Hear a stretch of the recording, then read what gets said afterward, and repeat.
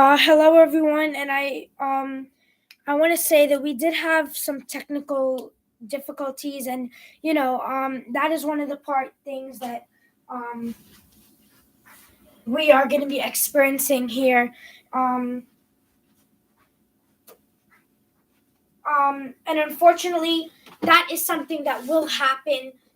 It is technology, and we all know that the only person that runs technology is nobody. So I could not predict that this was happening, and I did not expect it to happen, but obviously, we will have to go with it. So I'm happy that we're able to be on again now, and welcome back. So, we have just called some races in the United States Senate race. So now the Democrats are leading for the first time.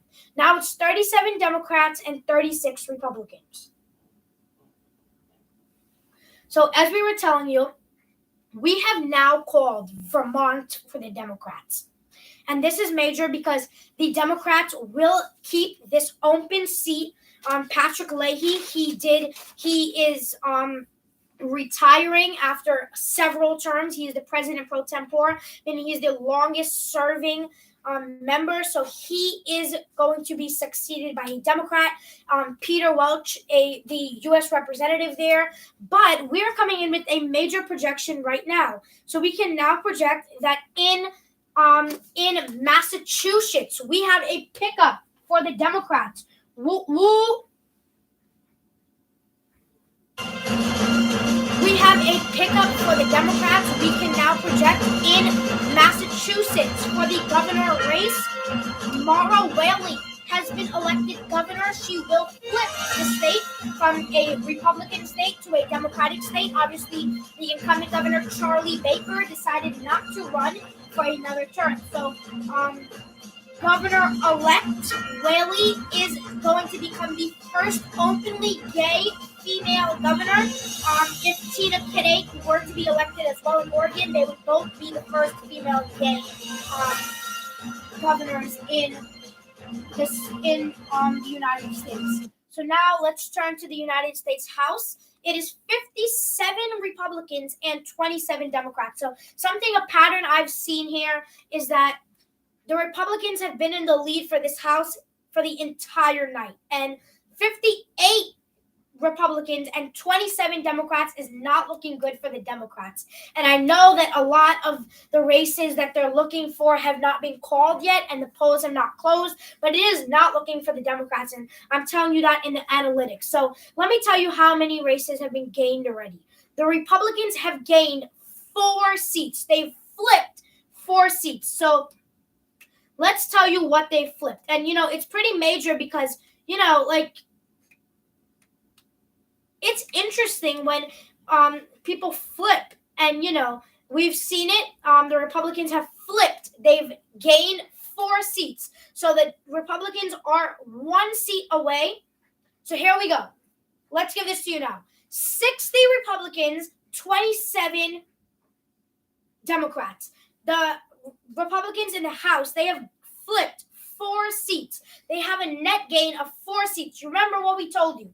They need 5 seats with all of their own, with the 212 to win the majority. So it is looking likely, but they still have to win that 1 seat and keep all of theirs. So now, as I'm speaking to you, more are getting called. So 61 GOP, 27 Democrats, 4 flipped for the Democrats. So this is really major because the Democrats have seen, they thought that they know that it was looking undoubted that they would lose the House, but I guess they're just prepping for them to lose it, and they are learning moment by moment.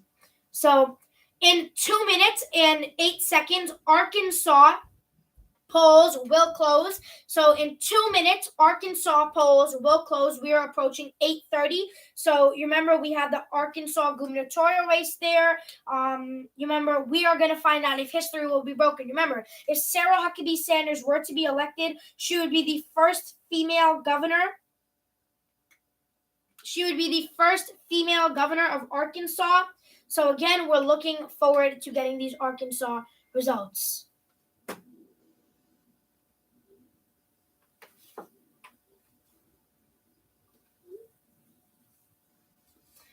But yes, so we are waiting for Sarah Huckabee Sanders to we're approaching to wait for Sarah Huckabee Sanders to find out if she were to be the first female governor of Arkansas. So let's look at your Secretary of State races now. So now we can call South Carolina for a Republican. So now we're going to call South Carolina for the Secretary of State race there. We're going to call Hammond will be the Secretary of State, the Secretary of State elect. So remember, let's just tell you, in 9 o'clock, polls will close in New York. I see people are asking about New York. So in New York, polls will be closing at 9 p.m. Eastern. So in New Jersey and Connecticut, polls close there, but yet we have no results from them yet.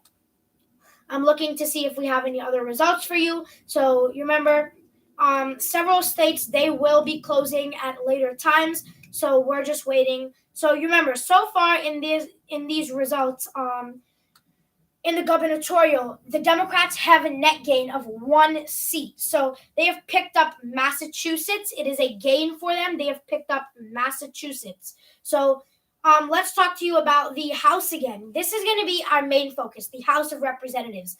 They have 62 seats. 62 GOP seats and 30 Democrats. So the GOP are leading by 20.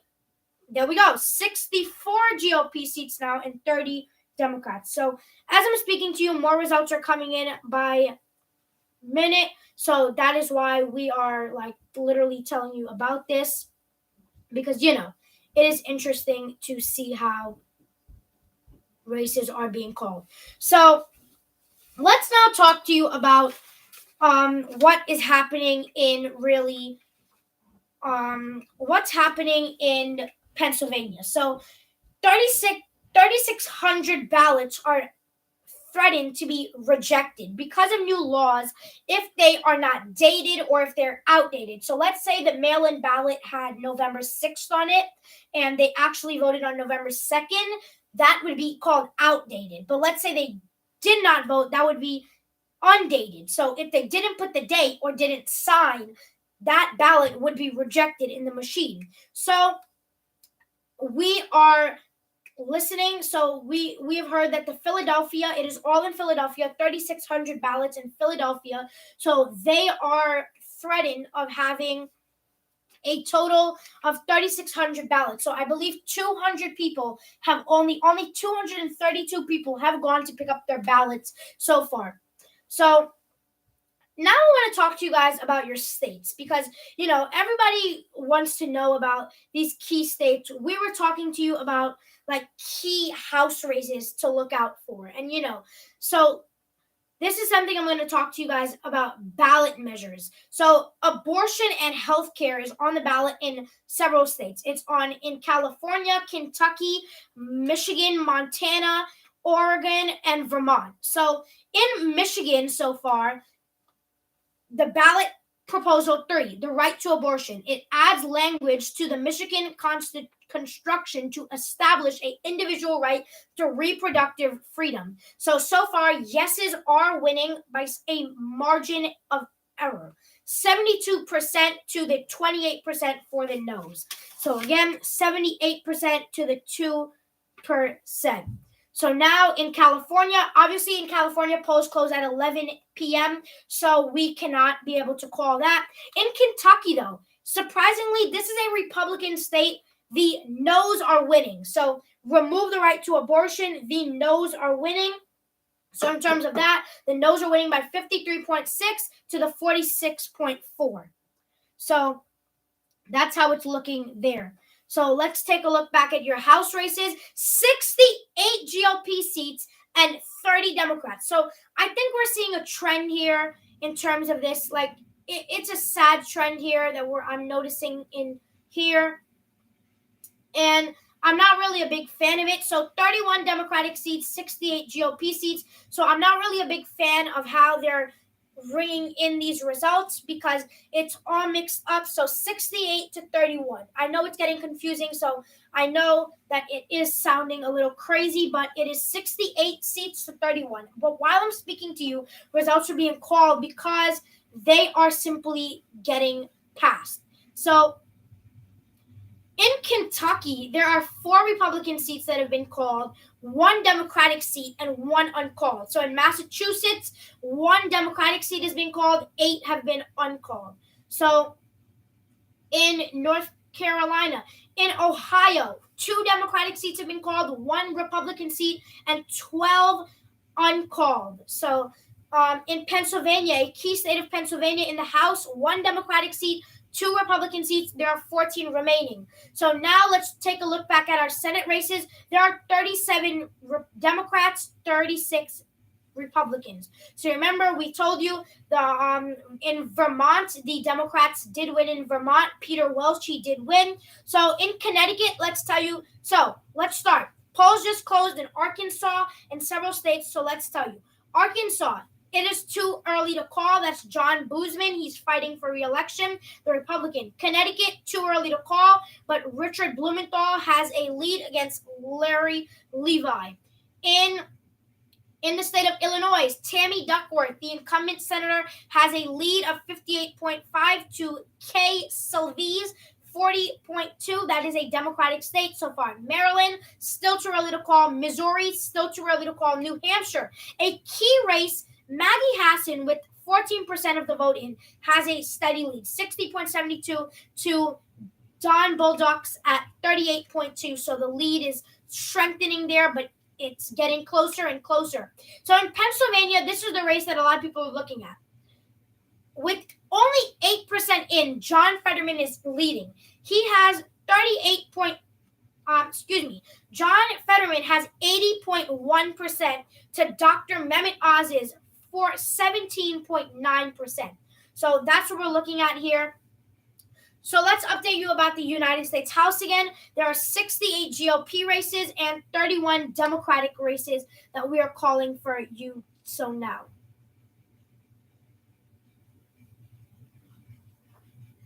I'm trying to tell you guys which one of these races have been called, and they are pickups because the Republicans have flipped a total of 4 seats. They've net gained 4 seats. So I'm trying to tell you guys which ones they did, but it's the struggle to see what. So right now the Republicans have the majority at the moment, but as we said, it's going to take a while for all the results to come in. So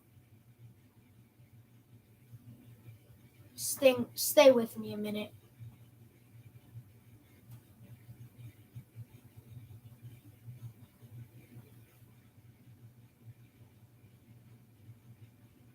I'm really trying to find the House pickups.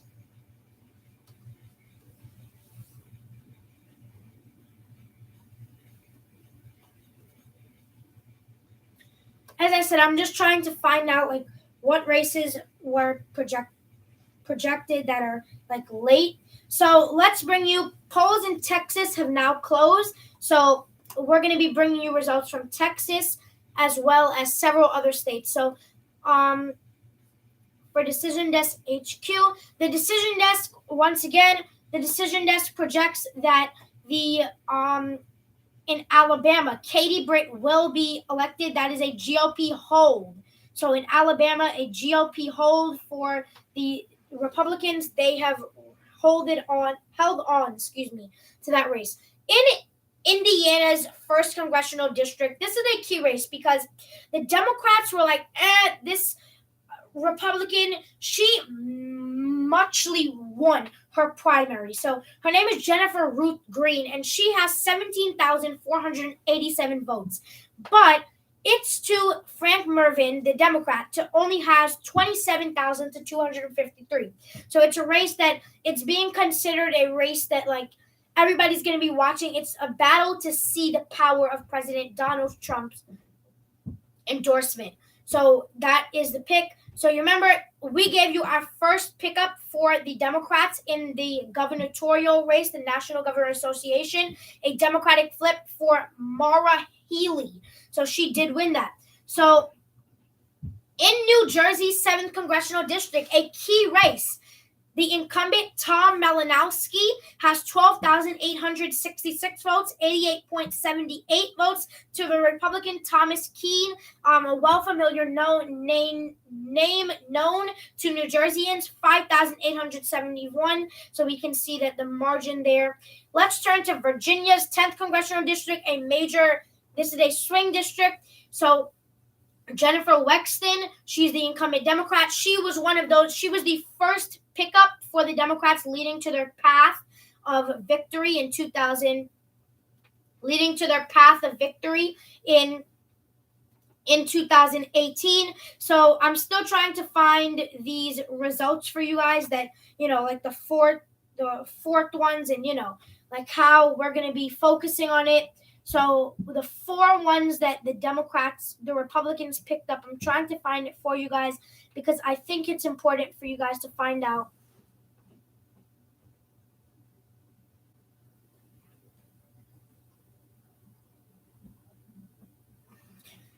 Please give me a minute. I'm trying to I'm trying to see what Republicans have actually gained, because they have gained a net worth of 4 seats.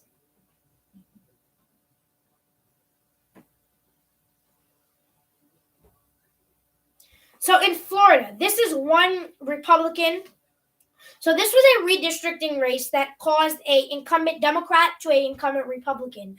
And it was in Florida's 2nd Congressional District. So Al Lawson, the incumbent Democrat, he lost a redistricting race to the incumbent Neil Dunn. So that was considered a pickup because it was a redistricting race. So there are several seats with several races, incumbents running. So, the open seats that were won. So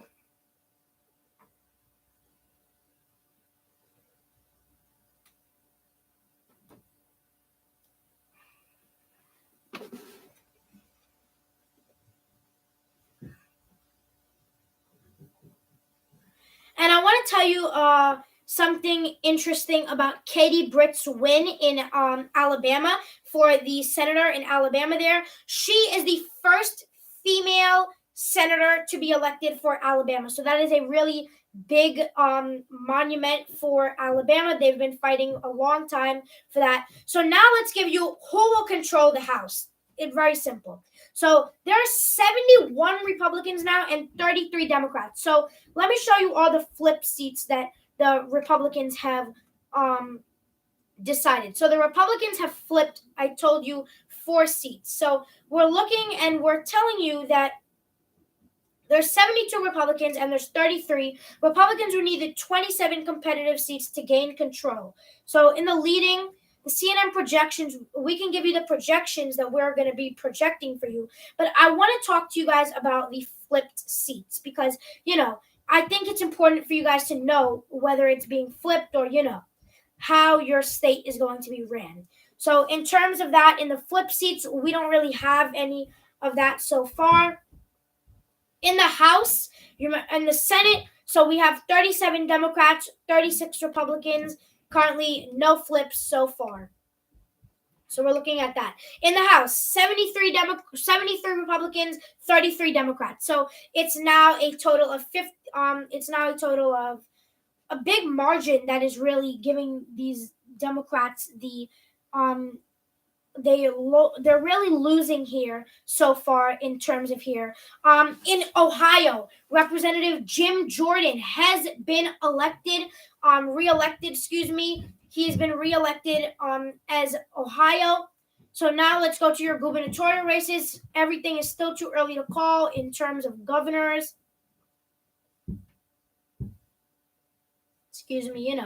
Still trying to explain and trying to find out.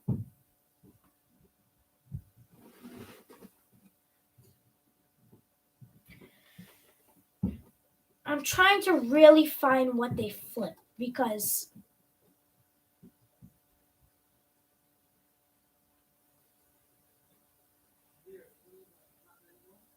so in the states that they flipped, I told you in Florida we had 1 seat that they already flipped that I can confirm. So remember, in terms of the House, the Republicans, they only need, so the Republicans, it is 73 Republicans to 33 Democrats. The Republicans need 27 out of 82 competitive seats to gain control. So when we're looking at, so far no results have been entered so far in these key races. So I'm looking at the key races here, like all of these 83 key races here, and several races were really not entered yet. And I'm trying to find the ones that it will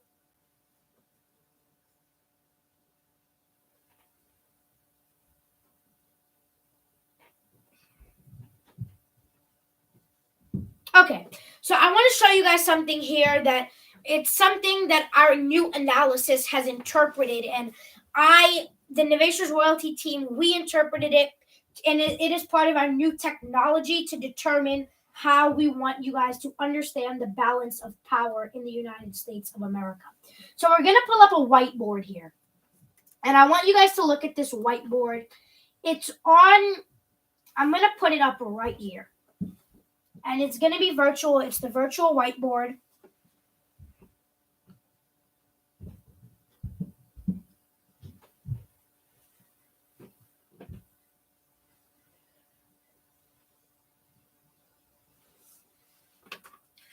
So this is what I'm calling the House popular vote.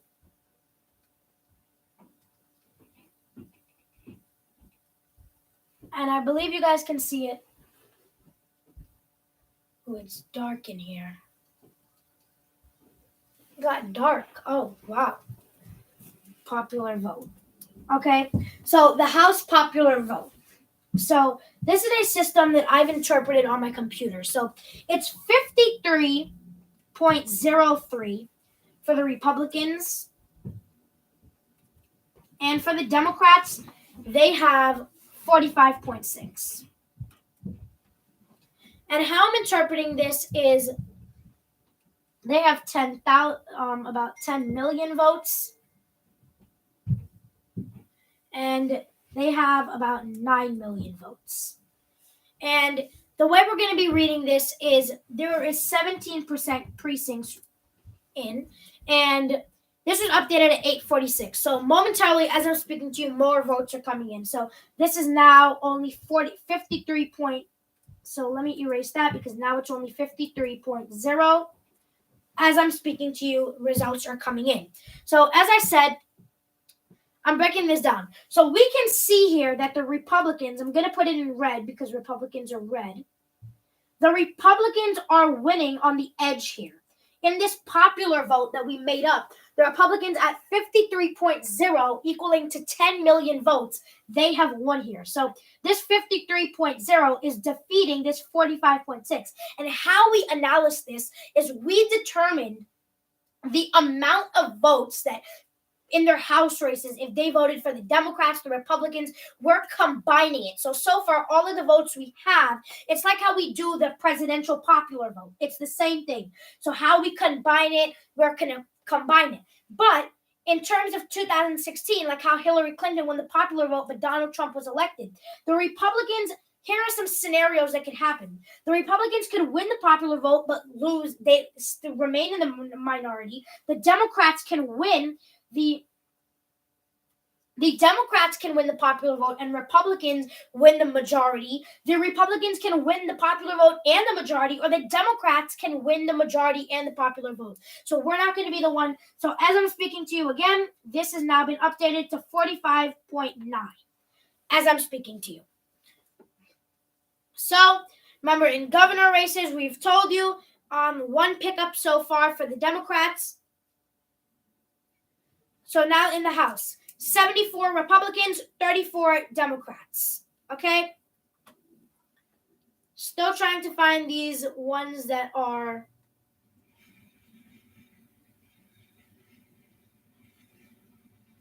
I'm trying to find here what has happened in terms of I'm still trying to find the flip seats, so...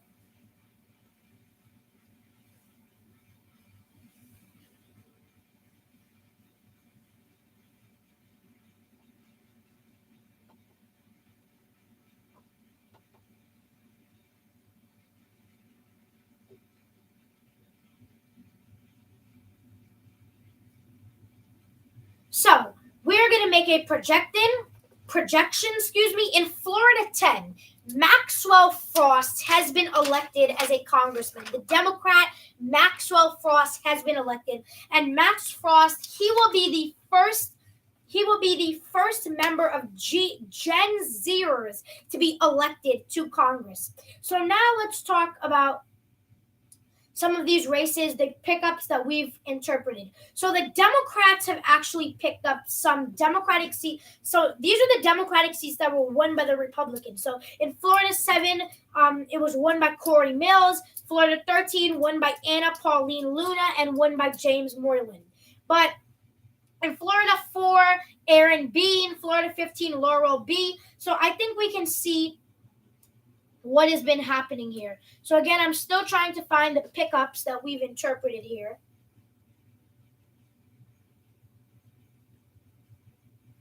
So now it's 78 Republicans to the 34 Democrats that we have in the House of Representatives, and the Republicans have again still a net gain of 4. So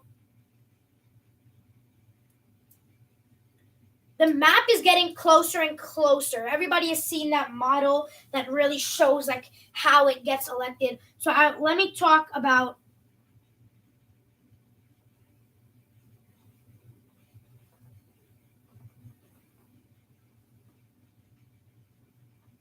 Now let's talk about the state of Arkansas. Now, this is coming to a major surprise that it is so close. So Sarah Huckabee Sanders is the daughter of former Governor Mike Huckabee, and she's also the former White House press secretary for former President Donald Trump.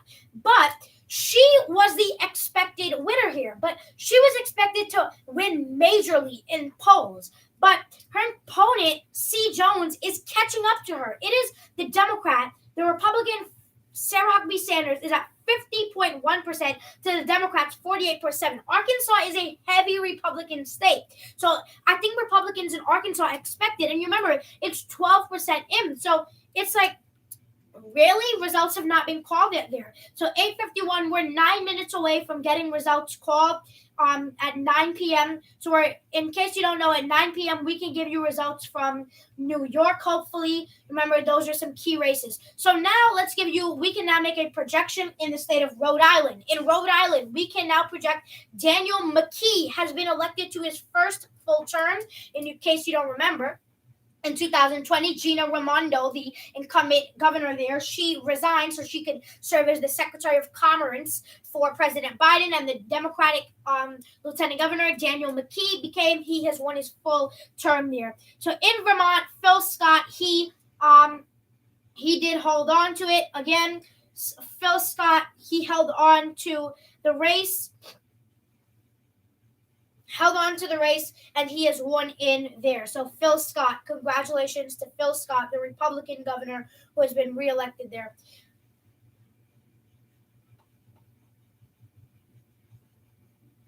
So in the Senate, it is neck to neck, 37 GOP, 37 Democrat. We are waiting. We are slowly awaiting for all of these races to be called.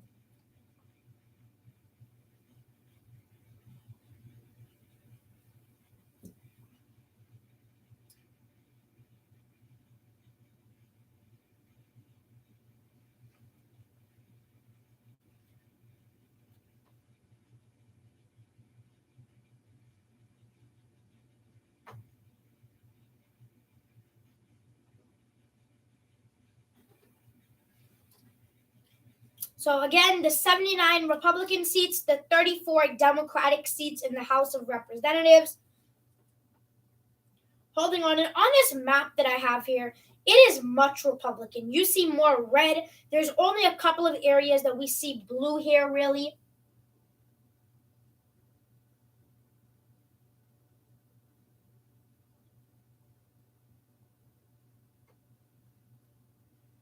I'm trying to give you guys an update on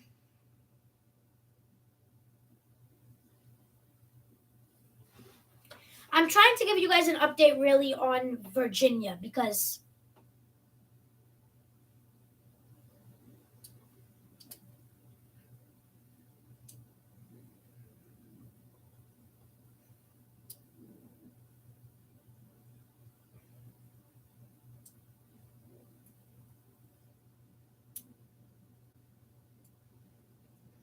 We're still trying to check here.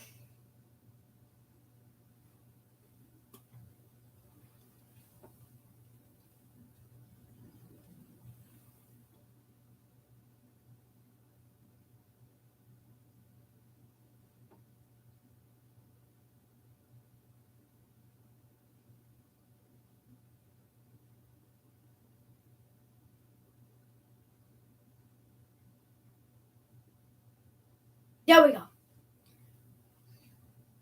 So here we go. I have the 4 flip seats now. In Florida, mainly. It's mainly these Florida seats that were flipped. So in Florida's 4th congressional district, we had a flip there. The Republican won there. It was pretty major there. Bean won there. In Florida's 7th congressional district, Mills defeated Green. Mills won there by a 18% margin. So I'm telling you guys, the 4 flips so far. It's all in. So far, they're 3 out of 4 of them are in the state of Florida. So, and this is the 3rd and final one in Florida. So Luna defeated Lynn by about 9 points, and she has flipped that race. So four flips. I'm trying to find the next one now.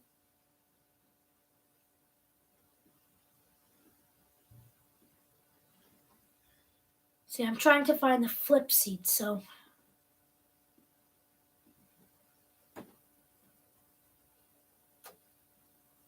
you know.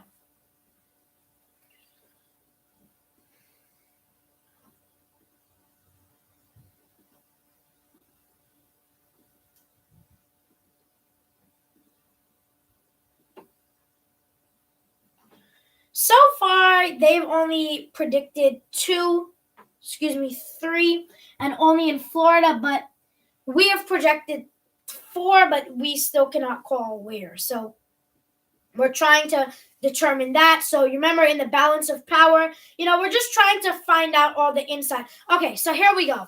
80 Republicans, 34 Democrats in the House. In the governorship, it's still too early to call in these major races. In the Senate, 37-37, neck to neck, eye to eye. And we are moments away. We are 3 minutes away from hearing from the people of New York. Polls close in 3 minutes for the people of New York. There, so we're waiting to get results from them in terms of that. In Indiana, you remember we already told you guys that. So yeah, we'll be back after this short break. We'll be back in time for the New York poll closings.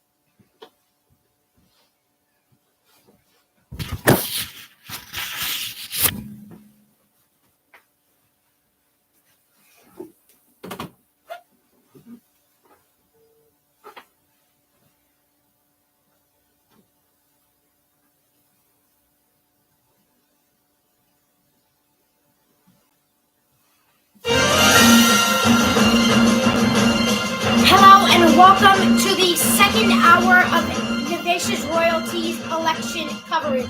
Now we are coming on to poll closing in several states, several key states. New York in specific, Minnesota, New Mexico, several states that we are all looking forward to getting the results from. So here we go. It is the 9 p.m. poll closings. States like New York are closing now. New Mexico, Minnesota, Arizona, several states are closing. We are getting ready. We are breaking it down with you guys, and let's get started. We have results from Michigan to report from you guys, but let's get started with our projections as we are beginning because they are regarding the House of Representatives.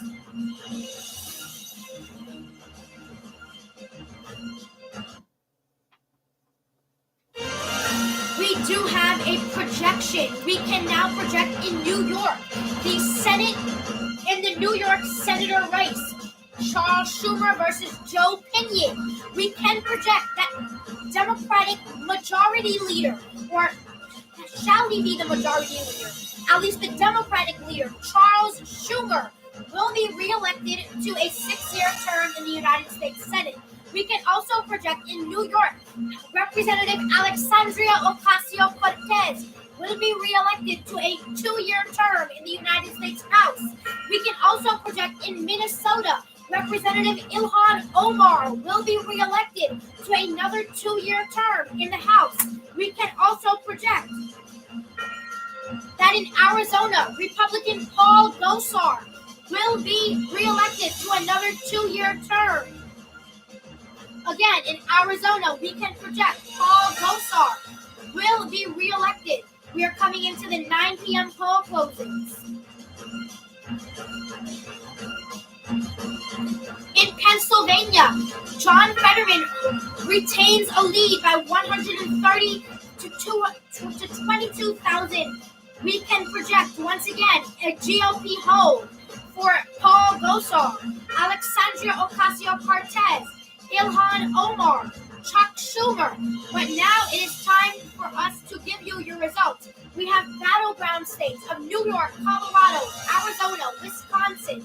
So let's start to give you your results for your governor race in New York. Let's tell you what the Arizona Senate and governor races, we are now projecting it too early to call. Once again, the Arizona governor and Senate race is projected to be too early to call. And the governor race for New York governor between incumbent Governor Kathy Hochul and Lee Zeldin fighting. Governor Hochul is fighting for a 4-year term. Her first full-year term, Governor Hochul, it is too early to call. It is 0-0. No precincts reporting so far. Once again, New York, a very important governor race there. Again, in the Senate, New York Senator Chuck Schumer, will be reelected to another term. In your Attorney General race, we can project that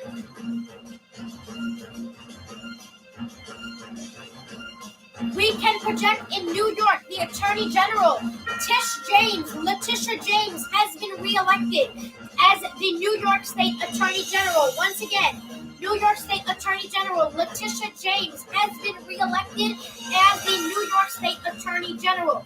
We are coming into 9 p.m. poll closings. It's breaking news. It's happening. What breaking news? We are also following some historic shatters. Republican Ana Paulina Luna has become Florida's first Mexican-American woman in Congress. We are projecting in the Senate in Wyoming, John Boozman has been reelected.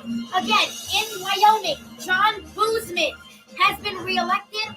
He will be reelected to another 6-year term as the senator for Wyoming. In North Carolina, Cherry Beasley continues to be in the lead. She has 784,000 to Ted Budd's 526,000. She remains in the lead, 58.83 to Ted Budd's 39.51. Only 33% precincts, and it will sure be a long night, America.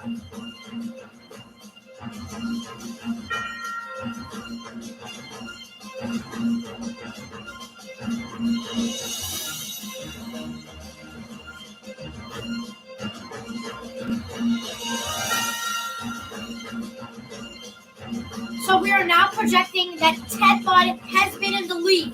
Ted Budd in North Carolina, he has taken the lead from Cherry Beasley. Very narrow. A margin of 0.1%. A margin of 0.1%, separating it 0.1% between Cherry Beasley and Ted Budd. It will be a long night. Once again, as I say it, I will continue to say it. This line is just beginning.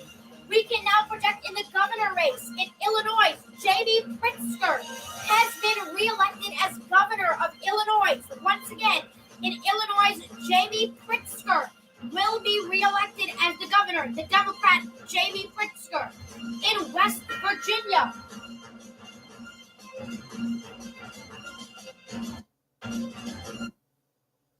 we can now project in West Virginia. In West Virginia's 2nd district, we can project Alex Mooney, the Trump endorsed, will win there. In West Virginia's 1st congressional district, Carol Miller will be reelected there. In West Virginia again, in Virginia's 5th congressional district, Robert Good has been reelected. In Virginia's 4th, Donald McEachran, the Democrat, has been elected. In Virginia's 1st congressional district, the Republican Rob Whitman has won re-election to another 2-year term. In Ohio's 5th congressional district, we project Bob Latta will be re-elected. In Tennessee's 6th congressional district, John Rose has been re-elected. In Indiana's 4th congressional district, Jim Baird has been re-elected. In Wyoming, Republican Mark Gordon has been re-elected to governor. Once again, Mark Gordon in Wyoming has been re-elected as the governor of Wyoming. In South Dakota, we can project John Thune. Once again, in South Dakota, we can project that Senate Minority Whip. As of right now, John Thune has been re-elected to another term. We can project in North Dakota, John Hoeven has been re-elected to another term. We can project in Kansas, Republican Jerry Moran has been re-elected to the United States Senate for another 6-year term. We can project in Iowa for the gubernatorial race, Kim Reynolds has been re-elected. Once again, in Iowa, Kim Reynolds has been re-elected as governor of Iowa. In Oklahoma's 2nd congressional district, we can project Josh Brecheen has been re-elected. In Kentucky's 2nd congressional district, Brett Guthrie has been re-elected.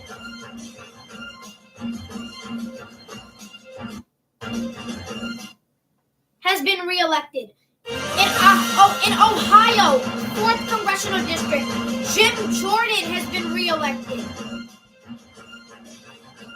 In Kentucky, a strong election denier, as quote from the Democratic opponent, Representative Thomas Massey has won re-election to another term in the United States House of Representatives. In Georgia's 3rd congressional district, Joe Fugson has won re-election. In South Carolina's 2nd congressional district, Joe Wilson has won that race. In Texas's 33rd congressional district, Mark Vasey has won re-election there. In Ohio's 3rd congressional district, Representative Joyce Beatty has won re-election in that district. In Florida's 9th congressional district, Darren Soto has won re-election there.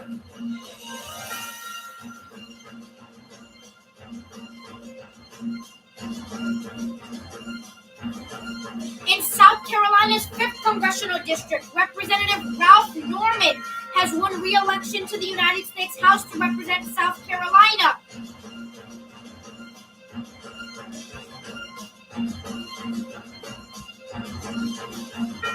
Republican Dan Bishop has won re-election to the U.S. House in North Carolina's 8th congressional district. Republican Austin Scott has won re-election in Georgia's 8th congressional district.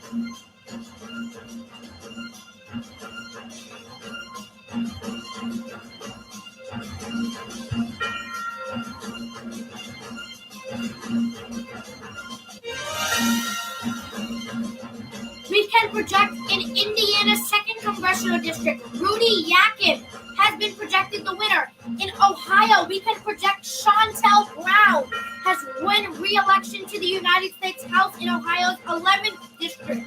In South Carolina's 6th congressional district, the majority whip in the U.S. House as of right now, James Clyburn, has won re-election there.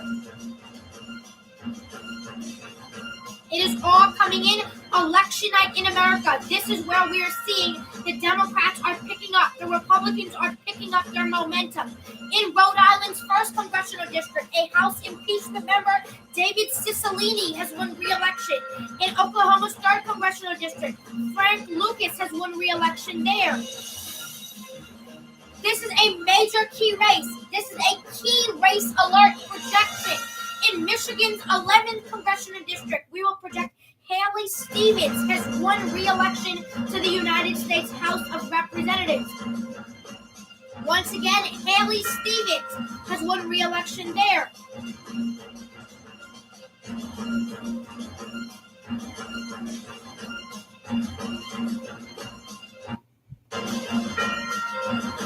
Races are getting tighter here.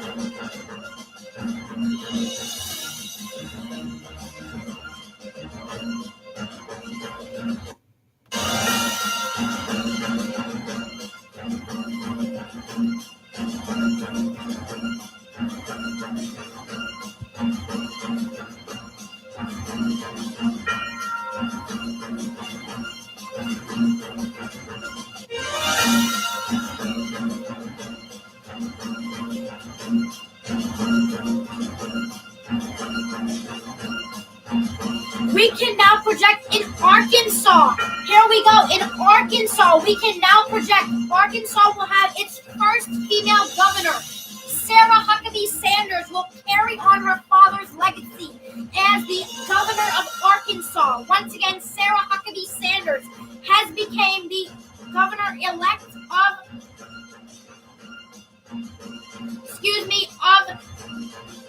Arkansas.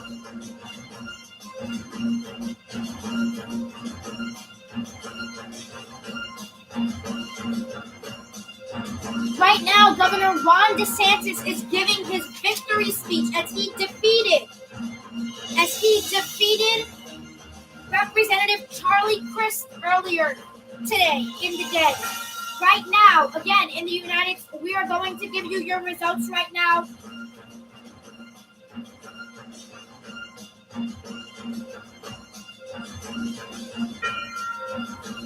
Here we go. We now have a key race alert projection. Now, really, it is 2 years in a row of midterms Beto O'Rourke has lost.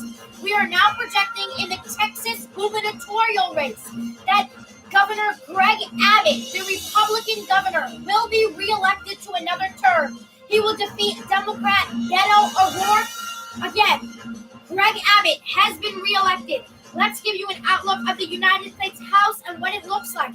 92 Republicans, 48 Democrats. Republicans have gained 4. They've flipped 4 seats. Polls are closed.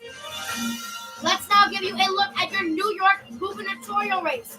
Right now in New York, it's still...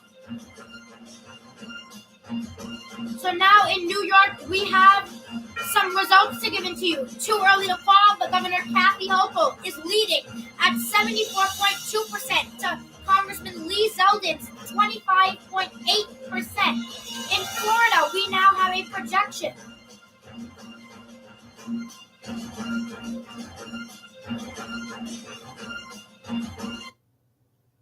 Here we go. We can now make a projection in the... Again, we can now make a projection in Florida Republican Representative Maria Elvira Salazar has won re-election. We can now project that The New York governor's race is too early to call. The Wisconsin Senate and governor's race is too early to call. It is all coming in right now.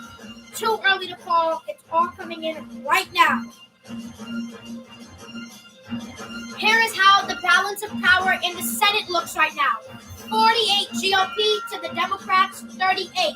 Once again, 40 Republican seats, 38 Democratic seats in the House right now. It is 49 Democrats, 93 Republicans. In the governor, 15 Republicans, 8 Democrats, the Democrats gaining 1. In the state of Massachusetts, we are still looking here. Remember, we're still looking for results to deliver for you guys.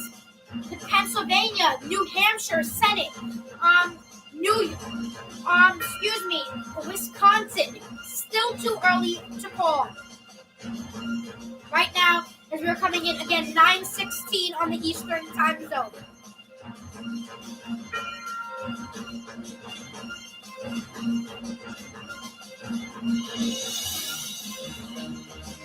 Here we go. We can now project in North Carolina. Virginia Fox has won re-election once again. In Brad Wenstrup has won re-election to Ohio's 2nd congressional district. Russell Fry has won re-election to South Carolina's 7th congressional district.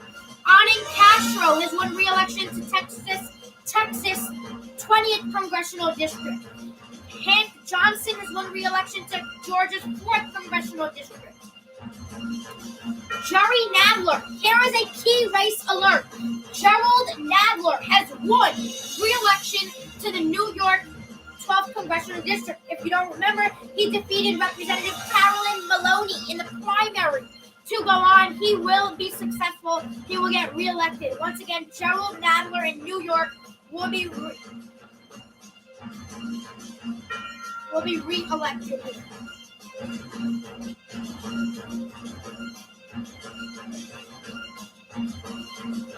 So now let's show you a house. Here we go. We are approaching this major point in these elections. Here we go. Get ready. 97 Republicans in the House, 50 Democrats in the House. It's all happening here on midterms 2022. Here we go. Again, 97 Republican seats, 50 Democratic seats. A net 98 GOP seats, 51 Democratic seats, 4 net gain, 4 flipped seats for the Republicans. That is a net gain for the Republicans. I'm lying once again. Here we go. In the Senate, it is now 40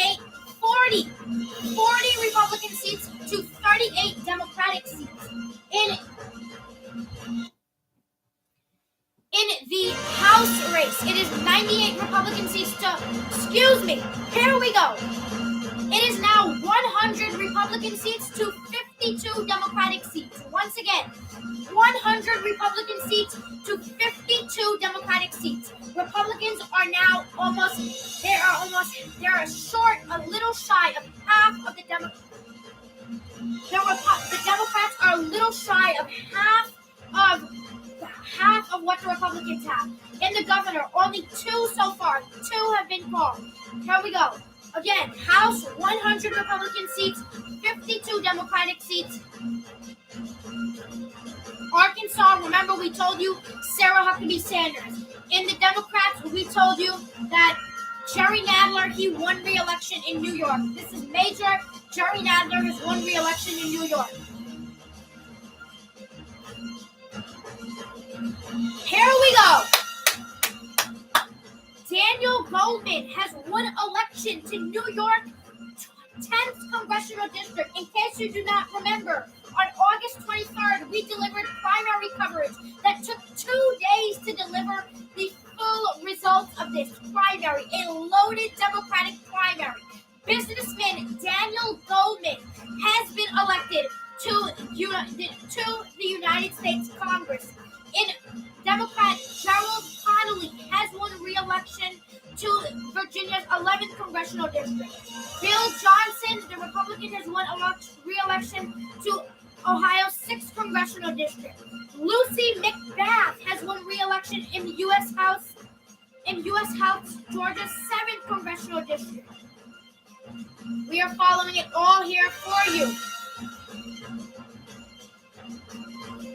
We're following it all live for you. Remember, 40 Republican Senate seats, 38 Democratic Senate seats, 102 Republican seats.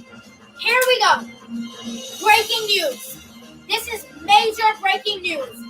The Republicans have now flipped 5 seats, meaning if they retain all seats of their own, they will be the House majority. Once again, the Republicans have flipped 5 Democratic seats to Republican seats.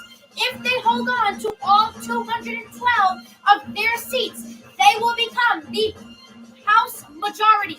Speaker Kevin McCarthy will happen if they hold on to all of theirs.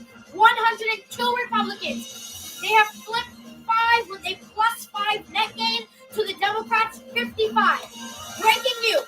104 Republican seats to the Democrats' 55. It's changing. 104. We're projecting in Colorado, Jared Polis. He will win a second term. He was the first openly gay governor of Colorado there. Remember, so now let's tell you this. In the House midterm elections, once again, 104 Republicans, they have flipped 5 Democratic seats. It's like every time I'm speaking, it's changing. 105 Republicans, they have flipped 5 seats to 55 Democratic seats. Democrats have flipped 0 seats. 0 seats, while the Republicans have flipped 5 seats. Once again, if the Republicans keep all 212 of their seats, they will be the House majority. If they keep it, it is 105 Republican seats to 55 Democratic seats in the House race. In the gubernatorial race,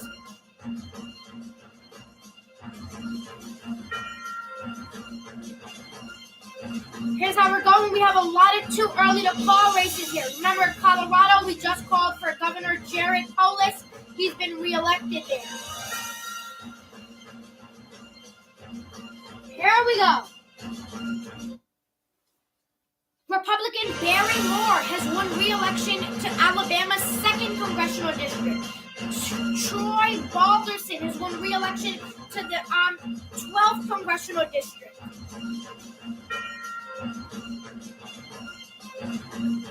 Democrat Breeden Boyle has won re-election to U.S. House Pennsylvania's 2nd Congressional District. Dwight Evans has been re-elected to Pennsylvania's 3rd Congressional District. There we go. We are calling it. It's happening.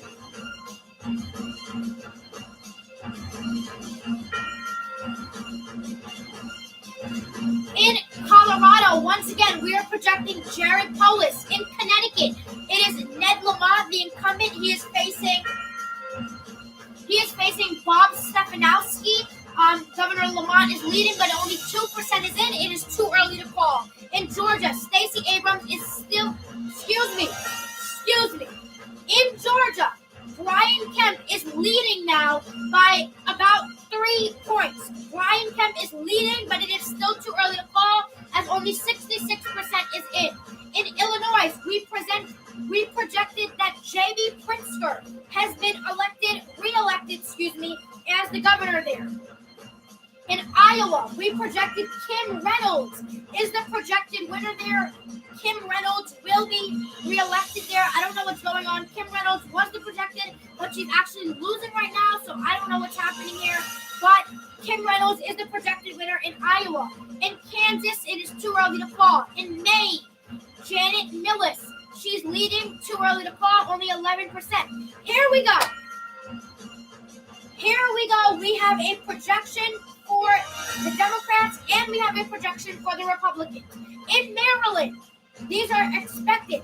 Maryland and Massachusetts, we expected them to go to a Democratic gain. In Maryland, Wes Moore has won a large margin, and he has gained and flipped that seat.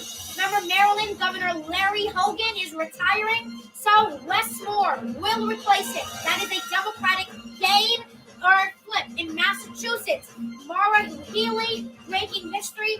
She is the first openly gay woman to serve as a governor. In Michigan, it is too early to call for Governor Gretchen Whitmer, but she is leading against Tudor Dixon. Minnesota, too early to call. Nebraska, Carol Flood is leading against the Republican Jay Pillen. In New Hampshire, Chris Sununu is the projected winner. New Mexico, Michelle Lujan Grisham is the projected winner. Once again, in New Mexico, Michelle Lujan Grisham is the projected winner. In New York, only 10% in. Governor Kathy Hochul at 71.4% to Congressman Lee Zeldin's race. Here we go. Maryland will have its first black governor. Westmore, I already told you that. It will have its first black governor there.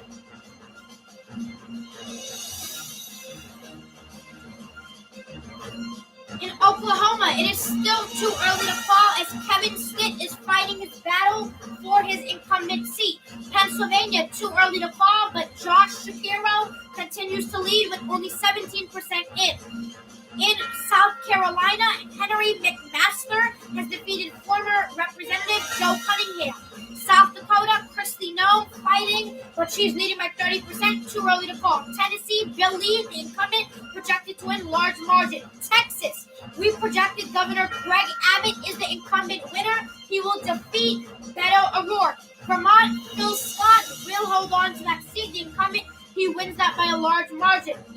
In Wisconsin, the incumbent Tony Evers is leading, too early to call, as only 4% is in. In Wyoming, we are projecting Mark Gordon, the winner, with only 0% in. Here we go. Let's see if we have any more projections.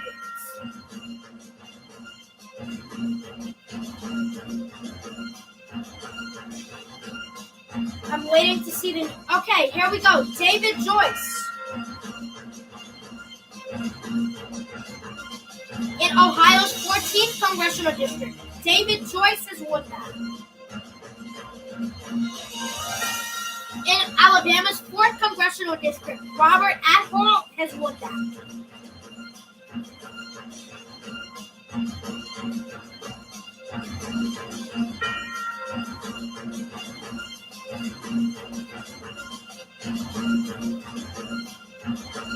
Democrat Robert Menendez has won re-election to U.S. House of New Jersey's 8th congressional district, not Senator Bob Menendez, Robert Menendez. Buddy Carter has won re-election to Georgia's 1st congressional district. Max Miller has won election to Ohio's 7th congressional district. Donald Payne Jr. has won re-election to New Jersey's 10th congressional district. Jeff Jackson has won North Carolina's 14th congressional district. He will get sent to that district. We already talked about Barry Moore. Barry Moore will be sent to Alabama's 2nd congressional district. Troy Balderson will be sent to Ohio's 12th congressional district.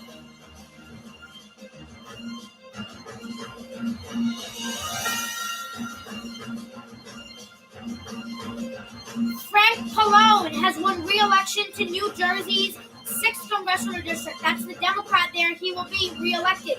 David Joyce has won re-election to Ohio's 14th congressional district.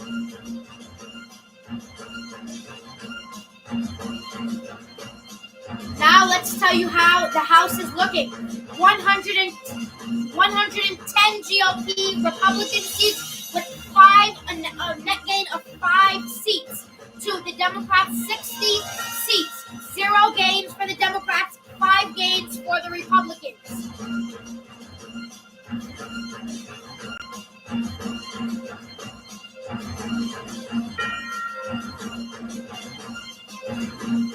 Here we go. We are making a major key race projection. Here we go. We are projecting it. Get ready. Listen. We are now projecting in Georgia, incumbent Governor Brian Kemp, the Republican, has defeated a major defeat for the Democrats.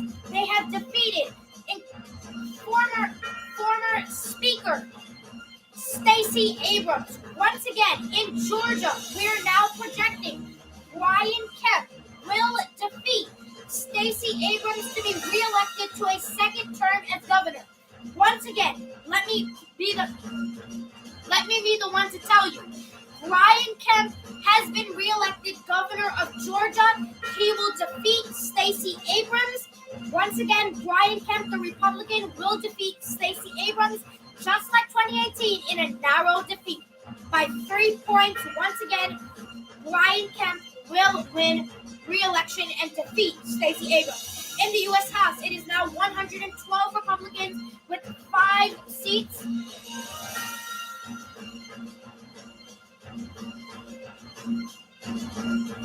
In the U.S. House, 61 Democrats to the Republicans' 112 seats. They have flipped 5 seats. The Republicans have flipped 5 seats. Let's tell you something. We can make a projection in New York. The House Democratic Caucus leader, Representative Hakeem Jeffries, has been reelected in New York. This is a major. Let's tell you this. Here we go. I want to break this down to you. We are making a major key race House projection. The Republicans have worked hard. They've spent over $10 million in campaigning here. We are now projecting Jennifer Wexton has been reelected in a key Virginia race. It was going to be the one that was going to, quote, decide the balance of the House. Instead, it will not. Jennifer Wexton will be reelected as a Virginia Congresswoman. She is held on to her seat. She will defeat her Republican challenger.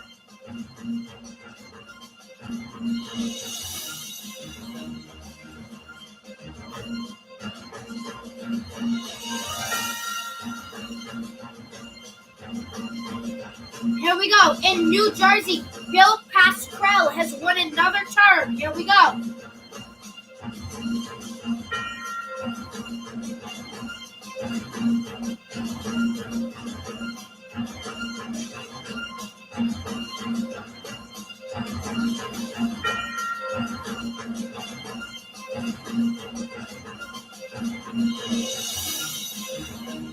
We have told you Brian Kemp has been reelected governor. He will defeat Stacey Abrams.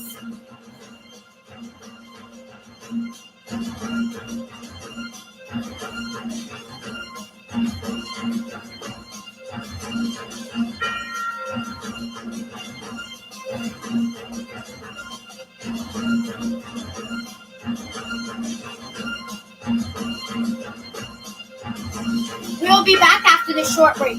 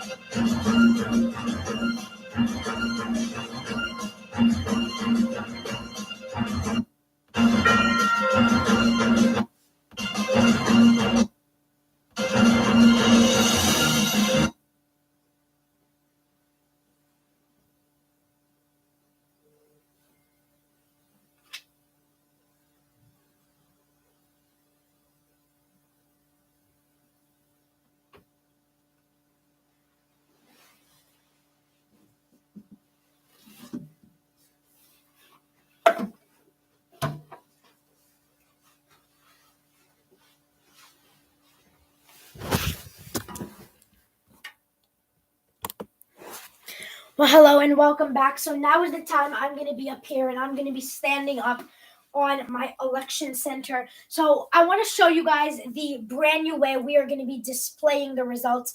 And I know it is pretty dark here and we've made it dark just so you can center your focus on the magic wall.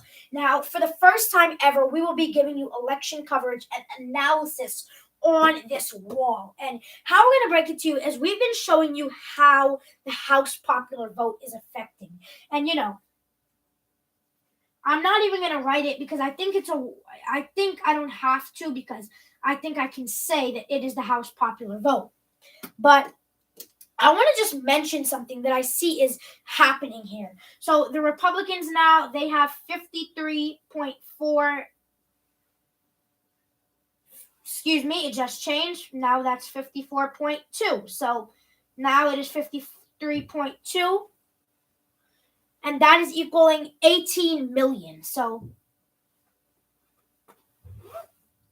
I want you all to imagine that. 18, excuse me.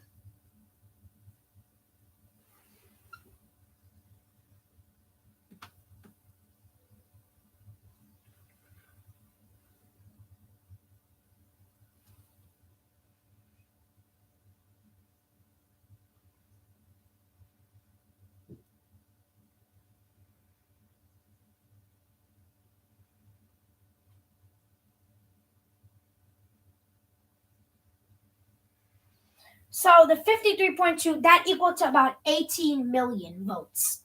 Okay, so now for the Democrats are blue, so let's give them their blue. So for the Democrats, they only have 45.3%. And remember, there is an error of margin, and that is only equal. These numbers, it was just 15,000. Now it is 16. Excuse me, it was 15 million. Now it is 16 million. So I want to show you, and there's only the precincts are. Let me write this in black. I want this to stand out here, so I'm going to write it in black because I want it to stand out. There are 31% in. So imagine this. For the Republicans to have 53.2%, and that equals 18 million, right? The Democrats to have 45.3%, equaling 16 million. So now there's 31% in. So now what are we going to do? So now that there's 31% in, let's see. So now I'm here to report that now this just dropped. So now this is 45.2. Okay, so, and now this is 53. Okay, that's still 53.2. So now I want to show you guys something. I told you it was 18 million. So now as I'm talking to you, it just became 19 million.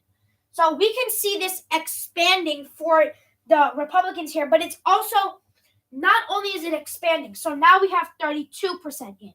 So now that we have 32% in, I think that's explaining why our results are being changed here. So this is the updated as of 9:39 p.m.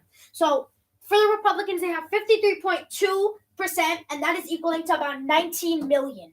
Then for the Democrats, we have 45.2%, and that's equaling to 16 million. So, and there's only 32% in of precincts. So 32% of precincts. This just keeps changing, and it's getting so these votes are getting changed quickly because the more votes that are being counted, that is how we're interpreting this. So this is our system that we have here, and it's interpreting the votes. So now this is. So let me give this to you now. This is 53.1. Is that? So it's 53.1.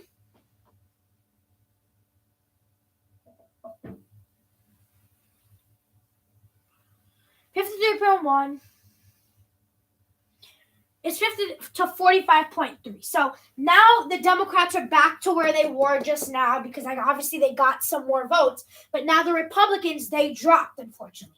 So what is So now we're seeing something happening, and now it's the Democrats are gaining momentum. So maybe these ballots are being counted now. The early ballots are being counted because something is happening here that is fiending these Democrats off of the popular vote, because remember, they started off worse than the Republicans, and now they're still worse than the Republicans. They're losing by 3 million votes here.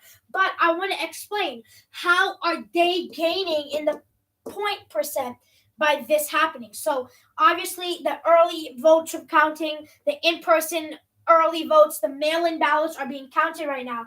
But from right now, from this scenario that we're seeing here, I'm going to put the majority in a nice orange. I think that's a moderate color. The majority right now is looking in terms of the Republicans. So the House majority, again, this is in terms of the House. So look, I wrote the House, and right now it is looking in favor of the Republicans here. So just what I think it's going to. So now this is 53.1. 53.1 now to 45.3. So if you know why it's happening, if you're good with math, you'll know that because the Republicans are gaining one, they will lose one. So how they were 45.4, now this will become 53.1 because they're losing, okay? So this is how we're gaining, just so I don't have to do this. So this is the final one I'm going to do, and we're going to do it again later, but I just want to show, I'm just going to keep updating you more and more. So now it's 53.0 again to 45.4.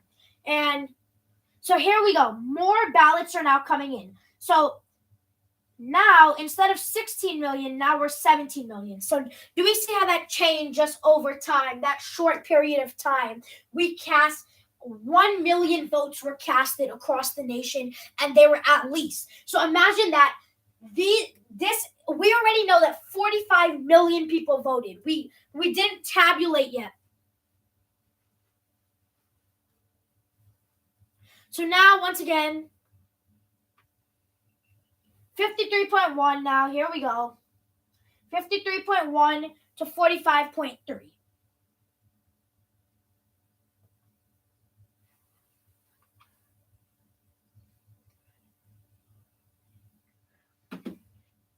So this was the whiteboard analytics. Again, it is November 8th, 2022, and it is 9:43 right now. So we are moments away from, we're about 27 minutes from the next poll closings, and we're going to just leave this whiteboard for right now. And we're going to now go back to here because we have some now projections to make. So, Gail, I do understand we have some projections to make, so let's get straight to that.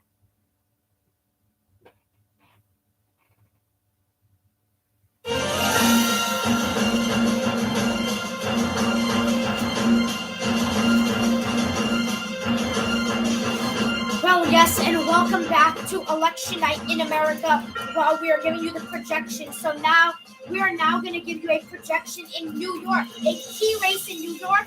We can now project that Republican Nicole Malliotakis.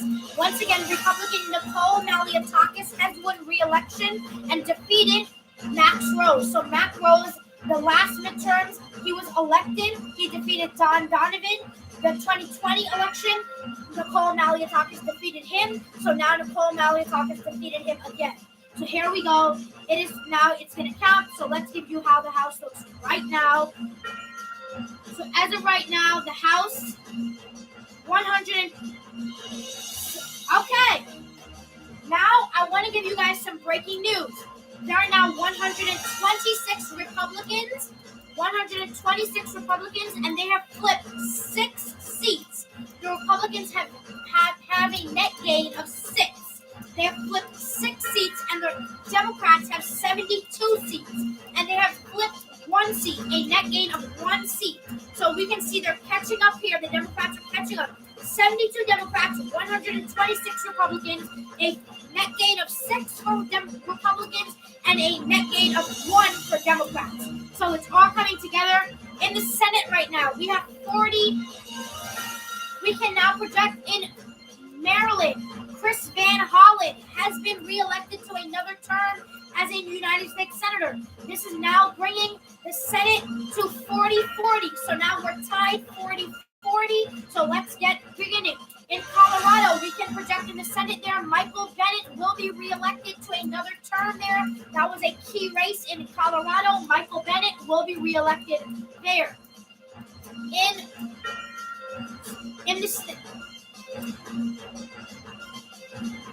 There we go. Now let's turn. In Oklahoma, Kevin Stitt has been reelected governor of Oklahoma. He will be reelected the governor there. So in the House, it just got updated. 128 Republicans, a net gain of 6, and 73 Democrats. They flipped one seat. So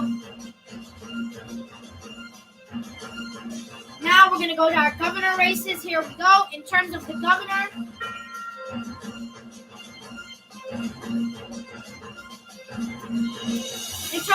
there are 15 Republicans and 10 Democrats so far.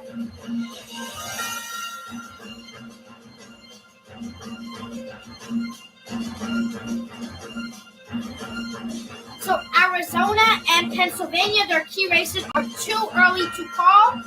We are projecting Republican newcomer Corey Mills has won his House open seat there. So there we go. He has won.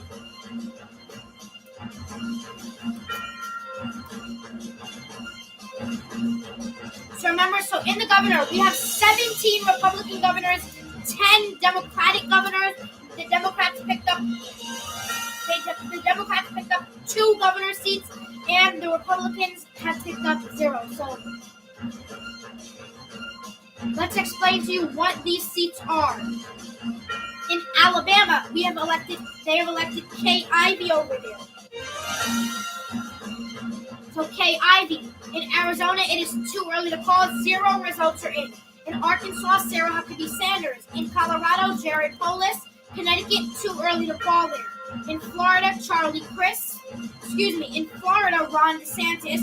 In Georgia, we have elected Brian Kemp.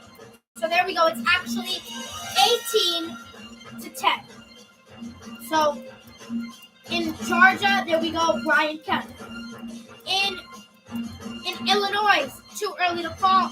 No, in Illinois, it is actually 18-11. There we go.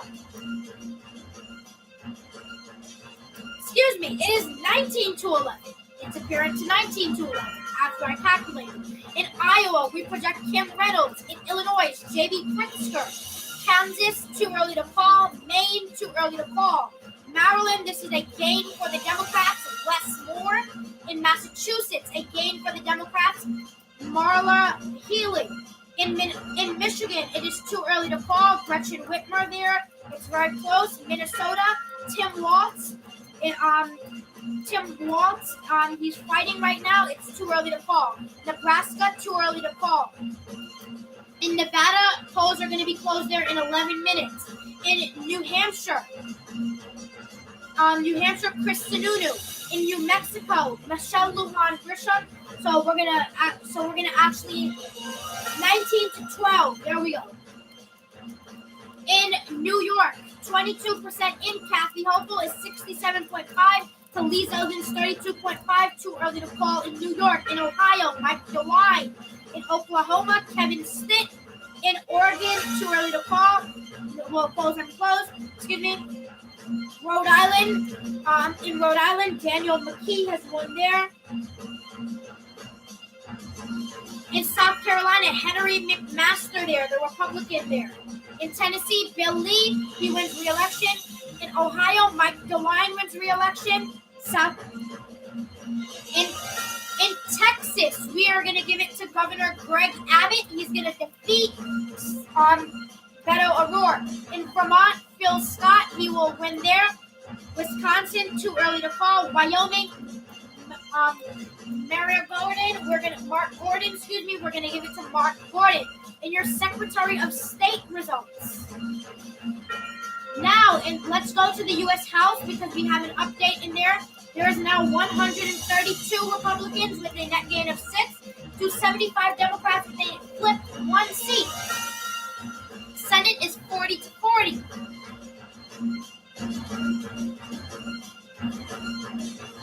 all coming in the Secretary of State races. We're going to go to Secretary of States right now. We are only calling 2 races in that. Massachusetts, we will call B. Galvin. Easily won that, 100% of that in.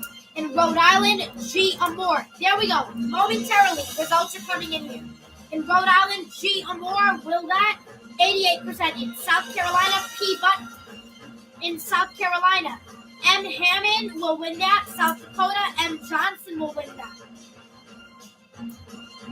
So there we go so far. That's how we're working so far.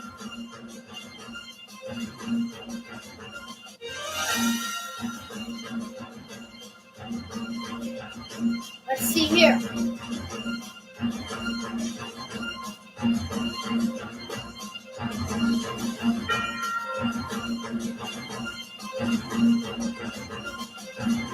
So Dusty Johnson has been reelected in South Dakota's 1st congressional district. As I said, Nicole Malliotakis has been reelected to the U.S. House in New York 11th congressional district.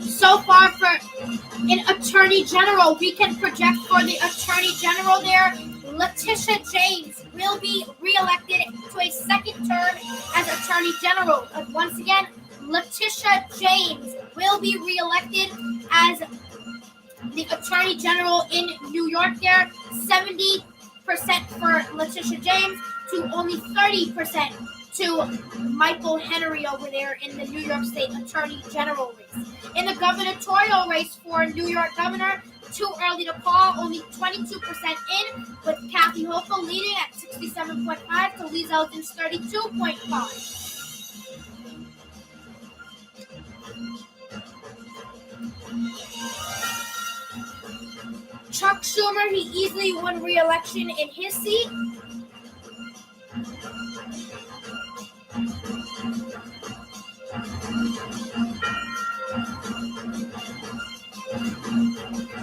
So right now in 9:53 with only 12% in Wisconsin. North Carolina, because you see Ted Budd is leading in the statewide tally right now, a margin of about 113, 112,000. Excuse me, in Wisconsin. It is a tight race right now. Nobody expected it to go this tight. Well, guess what? It has happened. At 9:53, we will make this. We have made this. Mandela Barnes is leading right now with only 12% of the Wisconsin vote in. Mandela Barnes is leading with 184,823 votes, 58.76%, to the incumbent Ron Johnson's 129,733%. That's 41.24% for them there.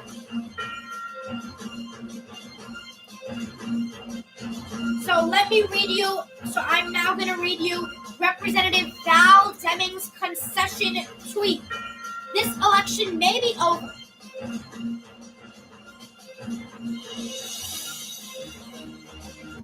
At this time, I'm now going to read some of the concession tweets or the concession statements that we have gotten from the candidates who have lost their respective races.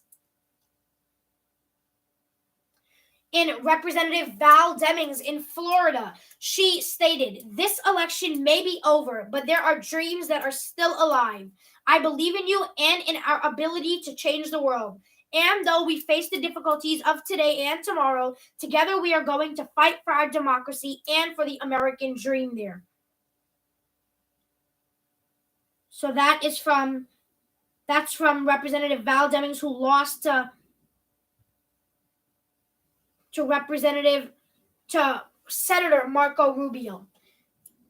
In New York, Daniel Goldman said, this is a victory speech, said, "I am honored and humbled that the voters of New York's 10th Congressional District have put their faith in me to represent them in Congress. The responsibility of representing this community, my home, and the city I love is not one that I take lightly. Let's get to work."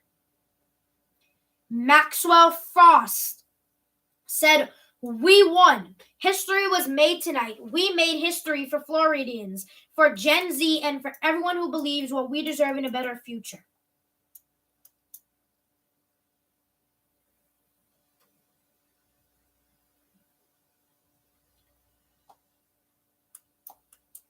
Here we go. So let's tell you about Wisconsin and Arizona. So people are still voting. Although polls are closed there, people are still voting in those states because, well, if you were in line before polls close at 7, you are entitled to get a vote. For example, let's say you go out to eat one day and the restaurant closes at 5 p.m., but you go there at 4 p.m. You're still in there. You are entitled to finish eating in there. It's similar to how this voting will be going. Same thing is going on in North Carolina. So, as we told you, in Texas, we projected that Greg Abbott, the Republican, has defeated Beto O'Rourke. In New York, for the Attorney General race.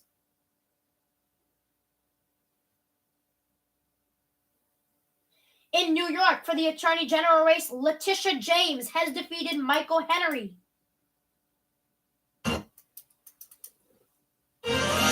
In the United States Senate, Charles Schumer has defeated Joe Pinion by a wide margin and will be reelected to the United States Senate. He is the Democratic leader, in fact.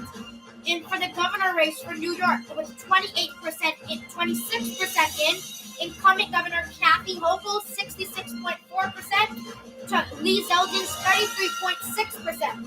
In the House, Nicole Malliotakis was reelected. There we go. Nicole Malliotakis was reelected in that race. So in all, there are 10 House seats that the Democrats won in New York and 1 House seat that the Republicans won. In the Attorney General race, we already told you, Letitia James has won. Now, in the United States House overall, there are 137 Republicans. Once again, 130 Republicans. They have gained and flipped 6 seats. 1 more than they actually need if they kept all of theirs. And 77 Democratic seats, only flipping 1 seat. So there we go. In the Senate, it is 41 to 40. 41 Republicans, 40 Democrats. In the key governor races, Arizona, too early to call. Georgia, we project Brian Kemp will defeat Stacey Abrams. Florida, Ron DeSantis will defeat Charlie Crist. Nevada, polls are closing in Nevada in 2 minutes. Ohio, polls are closing in Ohio, Mike DeWine. Oregon, polls are closing there later. Pennsylvania, too early to call. Texas, Greg Abbott. And Wisconsin, it is too early to call. We are on the countdown to our fourth poll closing of the night, and we are on track to enter our 3rd hour of election coverage. So we're going to begin that election coverage in a couple of moments, as poll will close at 10. Polls are now going to be closing, but before we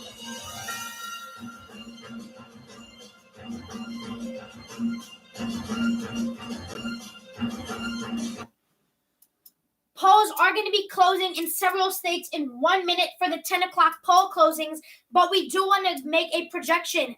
In Illinois, Democratic Senator Tammy Duckworth will be reelected to the Senate. Senator Tammy Duckworth will be reelected. Also,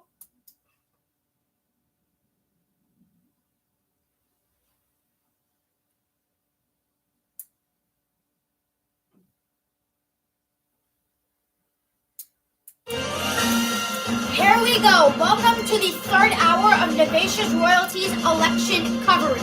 It's 10 p.m. Eastern, and the polls are closing in Montana, Nevada, and Utah, as well as some counties across Idaho and Oregon. We're going to be delivering results throughout the night, but coming into this poll closing, it is 137 Republicans to 77 Democrats. Republicans have gained 6 seats, while Democrats have gained 1 Republican seat. We're going to be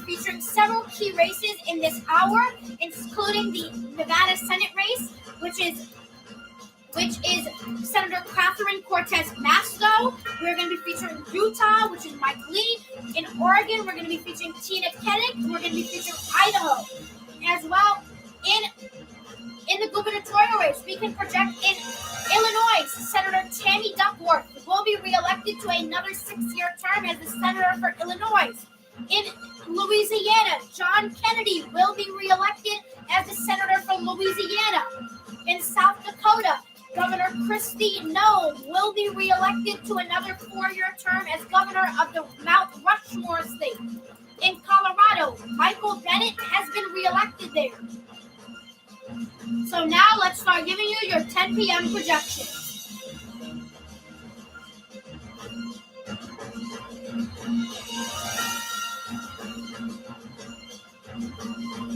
So far, we are waiting on the projections for the 10 p.m. hour.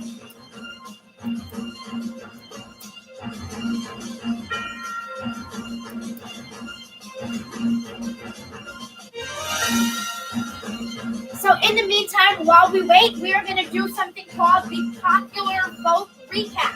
And this is a system that we are going to be using throughout this time for election day. And it is a system that we are using, in fact, to determine, like how in the presidential elections, we give you the popular vote, but we're going to be doing the same thing just for the House of Representatives. So we're going to open up this new system that we have. We're going to have the magic wall here. So, in case you missed it, this is how we go for these results. So let's open up our whiteboard. This is our newest system. On the magic wall, we have our whiteboard here. It is very dark, so you can focus on this. We want you to focus on this and this only. So now in the popular vote, I'm going to just make new pages every time because the results are changing minute by minute. So last time I did this, it was a couple minutes ago, we did 32%. So now we're going to be going over it, and now 38% is in, and this was updated at 10:02. So they'll be checking for updates in 1 second, so I'll do it then. Okay, so we are seeing a big spike, okay? So now let's tell you. So for the Republicans, no, I don't want that color. Excuse me. It's because the last time I was circling that for the color. So here we go. For the Republicans now have 53.3%. 53.3%. So they have 53.3%. So that is now equal to 23 million votes. So 23 million. So now the Democrats have a total of 45.1%. And that is equal to 19 million votes. So I excuse my handwriting. I know it's bad. It's because of the pen and, the whiteboard here. So we can see the Republican total and the Democratic total. So obviously the Republicans are winning, but this gain, the Republicans are strengthening. The Democrats are catching up to the Republicans. The last time I did this, it was 17 million to... No, the last time I did this, it was 15 million to 19 million. So we can see it's catching up. Now it's only 3. It's about 4 million separating these ballots here. So nothing has changed yet. So great. So with this, there is 38% of precincts in. Okay? So this was checked, and now it's 53.4. Okay.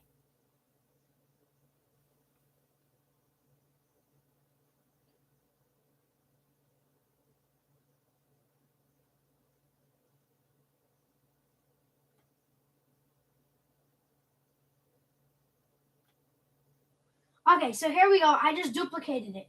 So now it is 53.4%. Here we go. 53.4%.